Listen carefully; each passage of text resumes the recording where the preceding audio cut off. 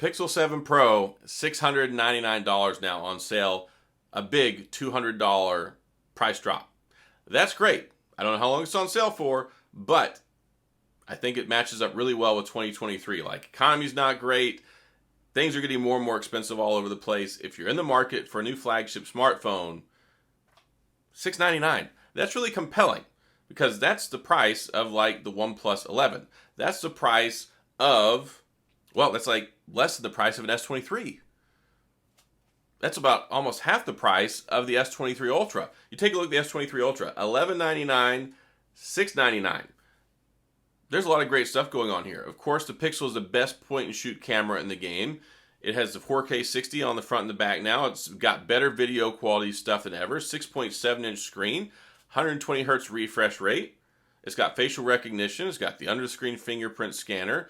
It's got 3 years of operating system updates, 5 years of security patches, 5,000 milliamp battery. It's got, of course, Google's Tensor 2 in there, which probably is the least shiny thing for some folks, but if it's good enough for the Google Pixel Fold, it's probably good enough for the Pixel 7 Pro. So we're kind of at that landscape point right now. Point of inflection, I think it's been about 8 months now. That's quite a long time, but it goes by really fast, right? We're already talking about the Tensor 3, we're talking about the Pixel 8, talking about the Pixel Fold. But there's always a lot of merit in saving some money.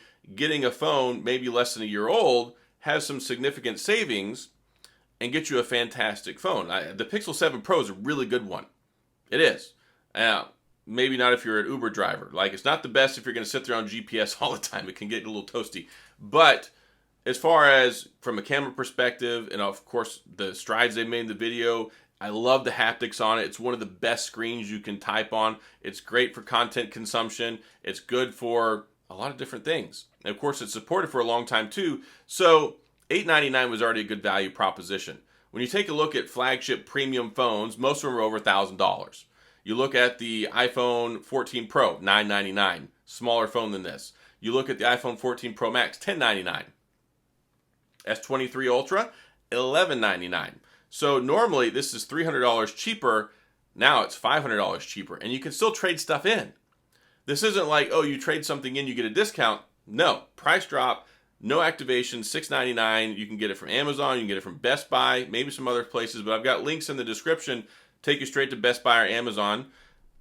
I think it's a good deal. I mean, even like this right here, the Sony Xperia 1 Mark V, $1,399 phone. Is there that much of a difference? Is there so much difference from the price gulf that you should like buy this over this? Probably not. I mean, if you take a look at what you can get from just point and shoot with the Sony versus point and shoot with the Google Pixel, probably 9 out of 10 times the point and shoot's going to be better on the Pixel. Although it looks a little bit more overprocessed, it's not quite as natural, but most people agree that it's one of the best, if not the best, smartphone point and shoot camera in the game, which is what a lot of people like. Like, not everybody wants the full-on manual controls. Not everybody cares about a continuous zoom. Like, what's that, right? I mean, I know, but I'm just saying hypothetically in this video. Most people don't care about having to use 3 different camera apps to get the most out of the video or the camera or cinematography mode like pro-level video quality. Open it up, open the camera, bam, point and shoot, quick, fast, in a hurry. You got what you want. Amazing photo, great for low light, probably the best for skin tone stuff and color in the game.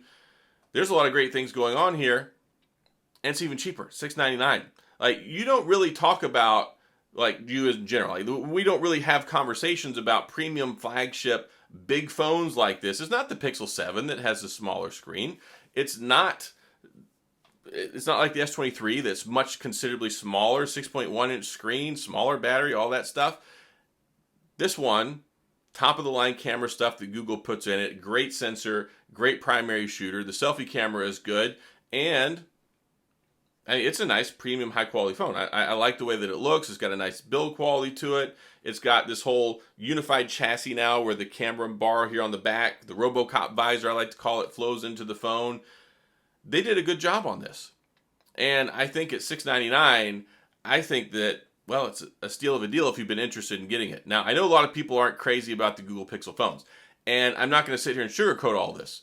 Their commitment to their software stuff is, you know, it does get there usually that month, but they're not quite Johnny on the spot with the timeliness for their updates, or every once in a while there'll be a bug, the battery life will drain. But it's just stuff happens. And Google just doesn't seem to address it quite as quickly as I would like for them to do it. They don't ever be like, hey guys, this is going on, we're trying to fix it. It's just not like that. And I wish that it was, but like consistently, I haven't really had any problems with the 7 Pro. Like I think the stage was kind of set negatively. Like the table was set with some baggage on it from the previous year with the issues we had with the Pixel 6 and the 6 Pro.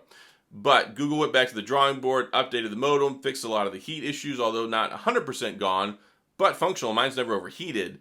But under certain circumstances like GPS, playing some high-level games, it can get toasty. Like, not going to sugarcoat that. It can get toasty.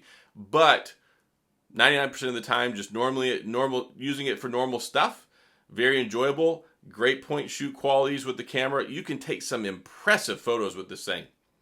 Like, it makes a lot of people look like a master photographer that you just can't get those type of photos out of a normal smartphone camera.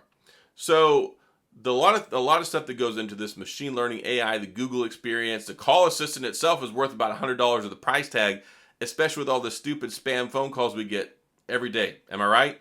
I get tons of them.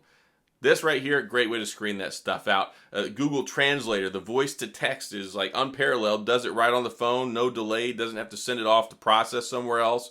There's a lot of great things going on, and we're fixing to get the new quarterly feature drop. It should, of course, dropped on the first Monday of the month, which, that's another thing with the consistency. But, I mean, they're getting it there, but it's just one of those things where I'd like them to be a little more punctual with it. And I think the 7 has been a lot better in most regards than the 6 last year. Like the 6, Android 12, look, we all know it had issues, it had problems. So I think there was a lot of hesitancy and some little asterisks that needed to be erased with an eraser once we got to the 7.